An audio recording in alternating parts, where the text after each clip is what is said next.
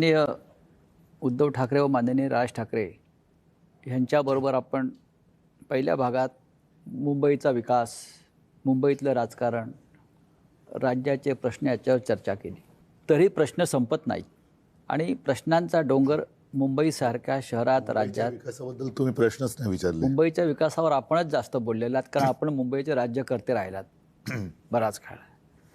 उद्धवसाहेब किंवा राजसाहेब, मुंबई महानगरपालिका आली किंवा महाराष्ट्राच्या निवडणुका आल्या की आपण सातत्यानं आपल्याला एक भीती वाटते आणि आपण तो लोकांसमोर जातो आणि मुंबई आपल्यापासून तुटली जाईल किंवा मुंबईचा लचका तोडला जाईल, महाराष्ट्र तुटेल, विदर्भ वेगळा होईल, हे आपण सातत्यानं म्हणतो. आताही आपण त्या विषयावरती बोलतो. पण राज्याचे मुख्यमंत्री देवेंद्र फडणवीस यांनी परवा गर्जना केली की सूर्यचंद्र असेपर्यंत मी मुंबईला महाराष्ट्रापासून वेगळं होऊ देणार नाही. तुम्ही याच्यावरती विश्वास ठेवता का?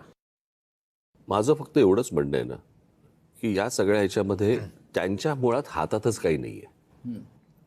इच्छा चांगली आहे, पण जे वरतून सांगितलं जाणार तेच त्यांना ऐकावं लागणार.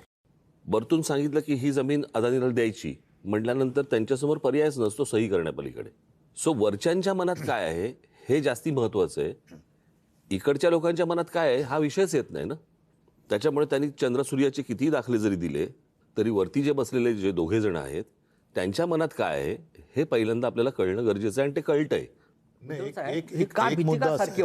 एक मुद्दा असा आहे, मुंबई महाराष्ट्रापासून कोणीच तोडू शकत नाही, पण ज्या पद्धतीने मुंबईची संस्कृती मारली जाते, कोणी येतो आणि सांगतो की इथल्या भागाची भाषा ही गुजराती आहे, आमच्यावरती हिंदीची सक्ती करणार, म्हणजे आमचं संपूर्ण तुम्ही अस्मिता संस्कृती मारणार आणि नावाला मुंबई महाराष्ट्रात ठेवणार, या गोष्टीला काय अर्थ नाही आहे.